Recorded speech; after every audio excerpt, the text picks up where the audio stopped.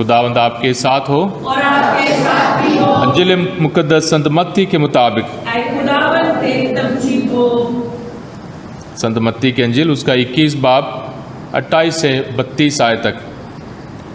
यीशु ने महायाजकों तथा जनता के नेताओं से कहा, आप लोगों का क्या विचार है? किसी मनुष्य के 2 पुत्र थे। उसने पहले के पास जाकर कहा, बेटा जाओ, आज दाखबारी में काम करो। उसने उत्तर दिया, जी हाँ पिताजी, किंतु वह गया नहीं। पिता ने दूसरे पुत्र के पास जाकर यही कहा। उसने उत्तर दिया, मैं नहीं जाऊंगा। किंतु बाद में उसे पश्चाताप हुआ और वह गया। दोनों में से किसने अपने पिता की इच्छा पूरी की? उन्होंने यीशु को उत्तर दिया, दूसरे ने।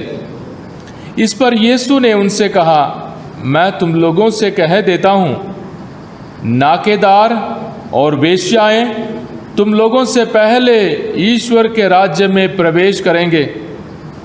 योहन तुम्हें धार्मिकता का मार्ग दिखाने आया और तुम लोगों ने उस पर विश्वास नहीं किया, परंतु नाकेदार और वेश्याओं ने उस पर विश्वास किया। ये देखकर तुम्हें बाद में भी पश्चाताप नहीं हुआ और तुम लोगों ने उस पर विश्वास नहीं किया। ये खुदा की पाक अंजील है।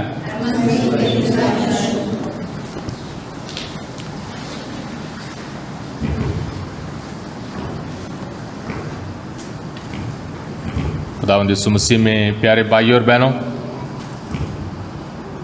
मत्ती के अंजील के इस उम्मीद के सफ़र में हम दृष्टांतों के उस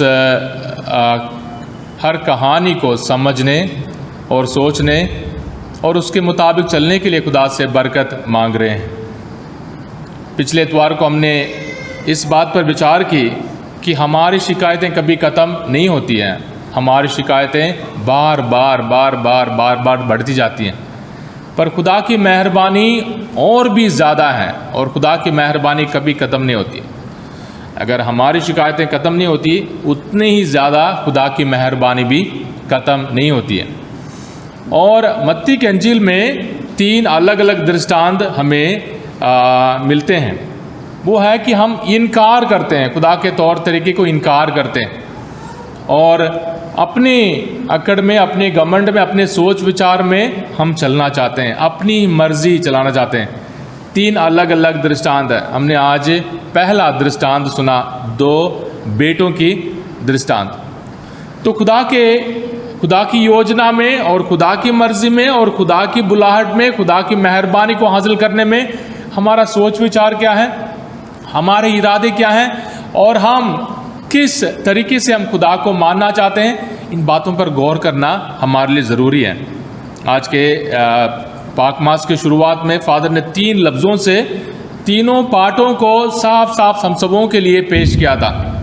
यह है, पहला है हमारा मन परिवर्तन, हमारे दिल तब्दीली ज़रूरी है। मेटानोया, फादर ने ग्रीक भाषा के शब्द का इस्तेमाल किया। हमारी पूरी ज़िंदगी प्यारे भाइयों और बहनों हमारे दिल बदलाव, दिल तब्दीली में ज़ोरदार देता है। गुलाम बनने में नहीं है। ये नहीं कि मैं पापी हूँ इसलिए मैं दुखी रहूँगा, ना, खुदा की मेहरबानी है इसलिए मुझे अपनी गलतियाँ, अपनी लापरवाही, अपने तौर तरीके मुझे नज़र आते हैं। मैं अपने पापों को अपनी नज़रों के सामने रखकर जीने के लिए तैयार हूँ, पर मैं उम्मीद के साथ खुदा के सामने आगे बढ़ूंगा। अपने पापों को मानता हूँ, अपने दिल को बार बार पाक साफ करने के लिए खुदा से ताकत और बरकत मांगता हूँ। इज़ेकियल नबी ने ये पूछा कि इज़राइल के लोग आज़ादी चाहते हैं, गुलामी से आज़ादी चाहते हैं, पर बार बार खुदा के ऊपर इल्ज़ाम लगाते थे। हाँ जी, खुदा के तौर तरीके ठीक नहीं है। खुदावंद कहता है कि नबी के ज़रिए, इज़ेकियल नबी के ज़रिए कहता है कि आप लोग कहते हो कि मेरे तौर तरीके ठीक नहीं है, पर उल्टा है। अगर आप पाप करते हो, आप पाप में गिरते हो, बुरे आदतों में गिरते हो, गलती आपकी है, मेरी नहीं है। मेरी मेहरबानी हमेशा मौजूद है, मेरी माफ़ी हमेशा मौजूद है, मैं प्यार से भरपूर हूँ। खुदा के विचार हमारे विचार नहीं हैं।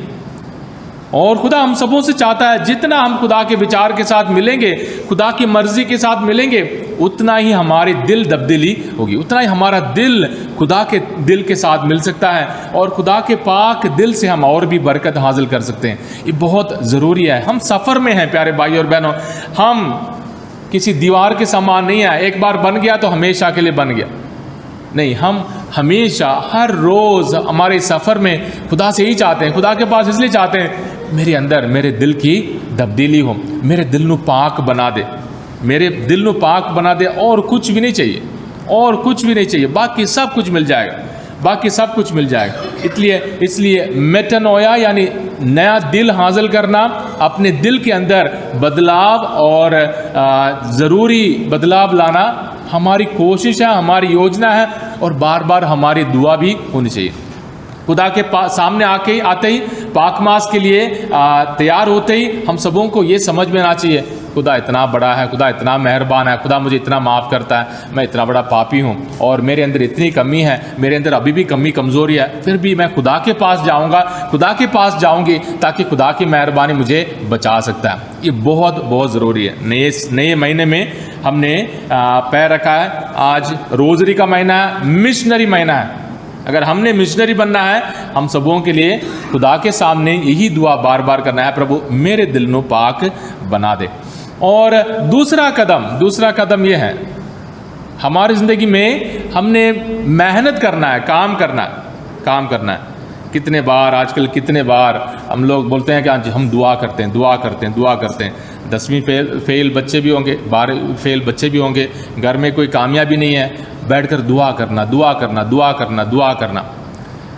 ये एक गलत धारणा है। ये धारणा हमारे दिलों को, खासकर हमारे परिवारों को, हमारे नौजवान बच्चों को खराब करने वाले तौर तरीका है। हमारे बुजुर्ग माँ बाप जिन्होंने समाज के हर एक बुराई को भी सहकर, हमारे बुजुर्ग माँ बाप ने जहाँ छुआछूत या हमें दबाने वाले तौर तरीके को पार कर मेहनत किया, रोज़ उठकर बच्चों के लिए मेहनत किया, वो भी एक दुआ है, वो भी एक किस्म की दुआ है, सच्ची दुआ है, वो भी दुआ। और हम सबों के लिए प्रैक्टिस, हमारी ज़िंदगी में प्रैक्टिकल लाइफ में हम सबों को खुदा के पाक वचन को महसूस करना, उसे लागू करना ज़रूरी है। बच्चों की पढ़ाई, कितने ज़ोर देते हैं हम बच्चों की पढ़ाई, माँ बाप की मेहनत पर कितने ज़ोर देते हैं। आसान ज़िंदगी हो या आराम की ज़िंदगी हो, कुछ भी हो, अगर खुदा हमें देता है और खुदा को शुक्र कर कर हमने जीना है। पर हमारी ज़िंदगी, हमारा ईमान, हम जो सोचते हैं, जब तक उसे लागू नहीं करते, जब तक उसको अमल में नहीं लाते, जब तक उसको अपनी मेहनत में नहीं इस्तेमाल करते, तो हमारे विचार सिर्फ विचार ही रहेंगे। याकूब के पत्र में इस बात पर याकूब बहुत ज़ोर देता है। मार्टिन लूथर ने इस किताब को निकालने के लिए कोशिश की, क्योंकि यहाँ काम पर जोर देता है। आप कहते हो कि मैं विश्वास करता हूँ, विश्वास करना आसान है, पर मेहनत करना, उस विश्वास को अमल में लाना बहुत ज़रूरी है। बच्चों, हम वचन से नहीं, संत यूहन्ना कहेंगे अपने पत्र में, बच्चों हम सिर्फ वचन से नहीं, हम दिल से, प्यार से, कर्म से अपने ईमान को जाहिर करेंगे। संत याकूब ये कहता है, कर्मों के अभाव में विश्वास व्यर्थ है। अगर हमारे काम में हमने कुछ नहीं किया, हमारा ईमान रखना, हमारा विश्वास करना किसी काम का नहीं है। और संत याकूब ये चुनौती देगा, आप कहते हो कि मैं विश्वास करता हूँ, आप अपने विश्वास को दिखाओ, मैं अपने कर्मों के जरिए अपने विश्वास को आपको दिखाऊंगा। यानी हमारे काम और हमारे विश्वास दोनों साथ साथ चलना ज़रूरी है। विश्वास करने से हमें समझ में आता है खुदा मुझसे क्या चाहता है, खुदा की मेरे लिए योजना क्या है, खुदा की योजना मेरे बच्चों के लिए क्या है, खुदा की योजना मेरी पढ़ाई के जरिए मुझे कहाँ तक पहुँचाना है, बड़े होकर मैंने क्या बनना है, मेरे बच्चों को किस मुकाम तक मैंने पहुँचाना है। खुदा की योजना है हमारे सपने और उन सपनों को, उन योजनाओं को अमल में लाने के लिए हम सबों को मेहनत करना है। रोज़ की रगड़ाई प्यारे भाई और बहन हम सबों के लिए ज़िंदगी है, रोज़ की रगड़ाई। हम किसी भी हालत में हो, किसी भी घर में हो, किसी भी अमीर गरीब हालत में हो, अगर हम मेहनत करेंगे हर एक बात हमारे लिए मुमकिन है। नहीं तो फिर सारी चीज़ें हमारे लिए शिकायत रहेंगे कि खुदा मेरे साथ ऐसा नहीं करता है, हाँ जी कलीसिया से मुझे मदद नहीं मिलती है, उससे नहीं मिलता है, कि मम्मी डैडी मुझे मदद नहीं करते हैं। इन सारे शिकायतों का शिकायत हमारे ऊपर और भी भारी पड़ता जाएगा। खुदावंद हम सबों से कहता है मेहनत करने के लिए, अपनी ज़िंदगी को जो कुछ हम बोलते हैं उसे अमल में लाने के लिए हम सबों के लिए खुदावंद बुलाहट देता है। प्रभु यीशु मसीह यरूशलेम गए हैं। यरूशलेम में नेताओं के सामने, यहूदियों के सामने, जो अपने आप को बहुत बड़ा समझते थे, अपने आप को जानकारी, और उनको बाइबल के बारे में जानकारी थी, पुराने अहदनामे के नबियों के बारे में, भविष्यवाणियों के बारे में जानकारी थी, उनके सामने खुदावंद उनको चुनौती देता है। इन दो बेटों के दृष्टांत यानी इस तमसील के ज़रिए खुदावंद हम सबों को ये सबक देना चाहता है, हम सबों को बार बार अपने कामों पर जोर देना है। आपने कितने बार सुना होगा, कितने बार गवाही सुनी होगी कि मैं शराबी था और मैं अपनी बीवी को मारा करता था और मैं नशा किया करता था और मेरे तौर तरीके ये थे, मैं दुआ नहीं करता था, मैं बाइबल नहीं पढ़ता था, पर अब मैं सब कुछ सही हो गया, अब सब कुछ सही हो गया। और ये गवाही बार बार हम सबों को बड़ी आकर्षित करते हैं, बहुत अट्रैक्ट करता है। हम लोगों को अच्छा ऐसा लगता है कि हाँ जी एक ही दिन में सब कुछ बदल जाएगा। हमारी रूहानी लड़ाई प्यारे भाई और बहनों हमेशा के लिए। अगर आज मैं संत हूं, मैं कल पापी के उस रास्ते में गिर सकता हूं, उस शैतान के हवाले अपने आप को कर सकता हूं। हमारे लिए उम्मीद के सफ़र में खुदा को छोड़कर, खुदावंद यीशु मसीह को छोड़कर उम्मीद के सबक कोई भी नहीं दे सकता। हमारी रोज़ की रगड़ाई है। जो मेरे पीछे आना चाहता है अपने आप को त्यागें, अपने सलीब उठाकर मेरे पीछे चले आएँ। एक बार नहीं, रोज़ बार बार। इसलिए हमारी ज़िंदगी में कामों को, मेहनत को, कुर्बानियों को बार बार जोर देकर उस पर अपने ईमान को अमल में लाना हमारे लिए बहुत ज़रूरी है। और इन सबों के लिए हमारे लिए मिसाल कौन है? हम सबों के लिए मिसाल कौन है? यीशु हैं। फादर ने केनोसिस ग्रीक लफ्ज़ का इस्तेमाल किया। केनोसिस यानी अपने आप को खाली करना। जो मेरे पीछे आना चाहता है आत्म त्याग करे, अपने आप को खाली कर दे। खुदा होने के बावजूद यीशु इंसान बना, यानी खुदा को सब कुछ मालूम है, फिर भी इंसान बनकर एक गरीब और दबाए हुए लोगों के समान बेइज्जती सहा, मार खाए, सलीब उठाए। खुदा होने के बावजूद भी अपने आप को उतने घमंड से भरपूर कर सकता था, पर खुदा होने के बावजूद भी यीशु अपने आप को हलीम बनाता है। दुनिया में क्या होता है, हमें थोड़ी सी जानकारी मिल गई, थोड़ी सी पढ़ाई हमने कर ली, या थोड़ी सी हमें इज्जत मिल गई, या थोड़ी सी हमारे ओहदे बढ़ गए, तो हम सोचते हैं सब कुछ मेरे अंदर, सब कुछ मेरे पास है, सब कुछ मुझे मालूम है, सब कुछ मेरी ताकत। खुदा अपने आप को खाली करता है, हम अपने आप को भर देते हैं। हवा से भरते हैं, या घमंड से भरते हैं, गुस्से से भरते हैं, पैसे से भरते हैं, खूबसूरती से भरते हैं, दिखावे से भरते हैं, हम अपने आप को भरते हैं। अगर हमारा दिल, हमारा दिमाग, सोच विचार पहले से भरा होगा, हमारे अंदर बदलाव नहीं आ सकता। और खुदावंद हम सबों से कहता है एक ही तौर तरीका है। आज के पाक वचन के जरिए हम सबों के लिए अगर मन परिवर्तन, दिल तब्दीली के लिए हमारे अंदर ख्वाहिश है, हम चाहते हैं, तो हमारे लिए एक ही चीज़ है प्रभु तू सब कुछ है, मैं कुछ भी नहीं हूँ। तू सब कुछ है, मैं कुछ भी नहीं हूँ। संत अगस्तीन ने इतनी बढ़ाई करने के बाद जब यीशु का दर्शन हुआ, तो यीशु ने पूछा, अगस्तीन तुम मुझसे बहुत सारी चीज़ें पूछना चाहते हो, पूछो जो कुछ पूछना है। संत अगस्तीन ने दो ही चीज़ें बताए, ऐ प्रभु मुझे ये बता दे तू कौन है और मैं कौन हूँ। यानी है प्रभु तेरी महानता को, तेरी मेहरबानी को जानकर मैं अपने आप को हलीम बना सकता हूँ, तेरी सच्चाई को जानकर मैं अपने आप को झुका सकता हूँ, पर मैं अपनी घमंड में, अपनी अहम से भरपूर होकर, अपने गुस्से में, अपनी नफरत में रहूँगा तो मैं जान नहीं पाऊँगा। हम कितने बार खासकर समाज में शायद दबाए हुए लोग होने के नाते हमारे लिए चर्च एक मौका हो जाता है, चर्च एक जगह हो जाती है जहां हम अपने आप को सब कुछ दिखा सकते हैं। सारी जगह हम झुक जाएंगे, ऑफिस में झुक जाएंगे, नौकरी की जगह झुक जाएंगे, सबके सामने झुक जाएंगे, अपने फायदे के लिए झुक जाएंगे, पर खुदा के सामने हम झुकते नहीं हैं, चर्च में झुकते नहीं हैं। पैसा देकर फलाने पास्टर उधर सब कुछ कर लेंगे, पर खुदा के सामने झुकने के लिए हमारा मन नहीं करता, पाक सैक्रमेंट के सामने झुकने के लिए हमारा मन नहीं करता। पर असली रास्ता तो यही है। अगर खुदा ने अपने आप को खाली किया, मुझे भी खुदा के सामने खाली करना है ताकि खुदा के फजलों से मैं भरपूर हो जाऊं, खुदा के फजलों से भरपूर हो जाऊं।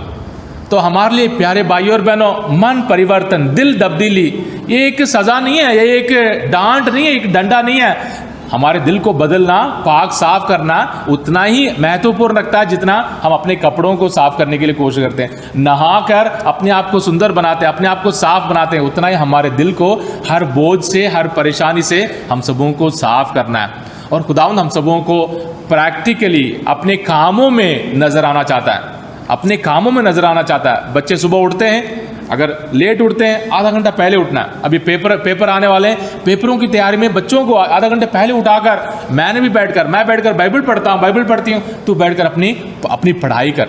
हमें अपने प्रैक्टिकल लाइफ में, हर कुर्बानी में, हर मेहनत में, हर फैसले में प्यारे भाइयों और बहनों, ना सिर्फ बच्चों के लिए हौसला बनना है, अपने आप के लिए भी हमें हौसला बनना है। अपनी उम्मीद के इस सफर में अपने अंदर बदलाव लाना। उस सब के लिए मिसाल है यीशु मुझे ये सिखाता है। सब कुछ जानने के बावजूद यीशु अपने आप को खाली करता है। मुझे इतना ही मालूम है, मैं अपने आप को इतने घमंड से मैं भरना चाहता हूँ। दुनिया मुझे ऐसे सिखाती है, बहुत बड़ा अपने आप को दिखाओ, सब कुछ तुझे मालूम है, घमंड से भरपूर हो जाना। पर कलीसिया हम सबों को हलीमी के रास्ते में चलने के लिए हम सबों को बुलाते हैं। अक्टूबर महीना आज पहला महीना है, रोजरी का आज पहला दिन है और आज बालक यीशु के संत तेरेसा के ईद मनाते हैं। यानी दोनों चीज़ें बहुत मिलते जुलते हैं, हमारे आज के पाठ और आज की ईद और रोजरी महीना हम सबों को यीशु के ज़िंदगी पर गौर करने के लिए हम सबों को बुलाती है। 2-3 बातें हर रोज़ हम रोज़री के बारे में, माँ मरियम के बारे में जानकारी हासिल करने के लिए कोशिश करेंगे, क्योंकि बहुत सारे गलतफहमी हैं, बहुत सारे हमारे बीच में भी। अगर हम रोज़री के बारे में कोई सवाल कर लेना, सबसे पहले माँ मरियम पर अत्याचार करने वाले हम लोग निकलेंगे। 3 बातें। रोज़री एक दुआ है, जैसे आजकल अलग अलग किस्म की दुआ है, नाचते हैं, गाते हैं, चिल्लाते हैं, हालेलुया, प्रेज द लॉर्ड, तारीफ, ये सारे। रोज़री एक दुआ है, कलीसिया के पाक रस्मों रिवाजों के मुताबिक ऐतिहासिक तौर पर बहुत खतरनाक, बहुत ताकत वाली एक दुआ है। दूसरी बात, रोज़री माँ मरियम से नहीं पढ़ते, रोज़री यीशु के दुख दर्द पर गौर करने वाली दुआ है। माँ मरियम लुर्दस में जब बरनदत को दिखाई दी, माँ मरियम के हाथ में रोज़री था, माँ मरियम ने भी रोज़री पढ़ी थी। सलाम मरियम पढ़ते वक्त माँ मरियम चुपचाप रही, बाकी सारी दुआओं को माँ मरियम ने दोहराया। माँ मरियम ने अपने दर्शनों में कहा, बच्चों जहाँ मेरे बेटे की आराधना करते हो, वहाँ मैं भी तुम्हारे साथ मेरे बेटे की आराधना करने के लिए मैं मौजूद हूँ। तो रोज़री एक दुआ है और रोज़री माँ मरियम से नहीं पढ़ते हैं। यीशु के दुख दर्द, यीशु के जन्म, यीशु के चमत्कार, यीशु के मौत, यीशु के जी उठने के महान वेदों पर हम पढ़ते हैं। और रोज़री क्या है? रोज़री के अलग अलग नाम हम बोल सकते हैं। एक रूहानी तलवार है, रोज़री चलती फिरती अंजील है, रोज़री अनपढ़ और गरीब लोगों के लिए बाइबल है। रोज़री की वेदों पर हम अपने आप को हलीम बना सकते हैं, यीशु कहते हैं कि स्वर्ग राज्य उन लोगों का है जो अपने आप को बच्चों के समान बनाते हैं। संत तेरेसा सिर्फ 24 साल में मर गई थी, टीबी और अलग बीमारियों की वजह से मर गई थी। पर उसने कहा कि मैं एक फादर बनना चाहता हूँ, मिशनरी बनना चाहता हूँ, डॉक्टर बनना चाहती हूँ, मैं संत बनना चाहती हूँ, मैं शहीद के समान मरना चाहती हूँ। मैं सब कुछ नहीं बन पाऊंगी। उसने कहा मैं सब कुछ कलीसिया में यीशु के पाक दिल की मदद से मैं सब कुछ करने के लिए तैयार हूँ, सब कुछ बनने के लिए तैयार हूँ। अपने आप को मैं एक कुर्बानी की तरह मैं चढ़ाने के लिए तैयार हूँ, अपने आप को मैं एक शिकार की तरह मैं देने के लिए तैयार हूँ, ताकि मेरी हर ये कदम, मेरी दुआएं किसी ना किसी को काम आए, किसी ना किसी को बचाएं, किसी ना किसी को खुदा के नज़दीक ले आएं। हम सबों की भी दुआएं प्यारे भाइयों और बहनों, ये नहीं कि तारीफ मुझे चंगा कर। रोज़री एक दुआ है, कलीसिया के साथ पढ़ने वाली दुआ। रोज़री यहाँ पढ़ी जाएं या अफ्रीका में पढ़ी जाएं, अमेरिका में पढ़ी जाएं या पाकिस्तान में पढ़ी जाएं, रोज़री कलीसिया की दुआ है। सबको मालूम है रोज़री क्या ताकत रखने वाली, और रोज़री की ताकत को समझने के लिए हम सबों को इस्तेमाल करना है। जब तक हम इस्तेमाल करेंगे तब तक हमें पता नहीं चलेगा। अगर नई गाड़ी ली रोज़री चाहिए, अगर नई बाइक ली रोज़री चाहिए, पर रोज़री दिखावे वाली नहीं है। रोज़री एक हथियार है, उसे इस्तेमाल करने के लिए हमने सीखना है। कलीसिया हम सबों को सिखाती है। हम सबके सामने बोलते हैं हम कैथोलिक हैं, हम कैथोलिक हैं, पर हमारे ईमान कैथोलिक होना ज़रूरी है। कैथोलिक कलीसिया के विचारों को जानना ज़रूरी है, समझना ज़रूरी है, उस पर विश्वास करना ज़रूरी है। बहुत सारे गलतफहमी हमारे अंदर, हमारे बीच में फैली हुई है। बहुत सारे गलतफहमी फैली हुई है। इसलिए अपने आप को हलीम बनाएं, अपने आप को हलीम बनाएं। अपने दिल के बदलाव के लिए खुदा से ताकत मांगें। यीशु के समान अपने आप को खाली करें, और हर रोज़ की ज़िंदगी में, हमारे कामों में, बच्चों की पढ़ाई में, माँ बाप की मेहनत में, नौजवानों की हर एक कोशिश में हम अपने ईमान को लागू करें। खुदावंद हम पर, हमारे परिवारों पर, और इस पूरे महीने में हमारे हर एक परिवार पर खुदावंद बरकत दें। हम सबों को हर कतरे, हर बुराई से बचाएं। माँ मरियम की सिफारिश के ज़रिए हम सबों को नई उम्मीद दें। आमीन।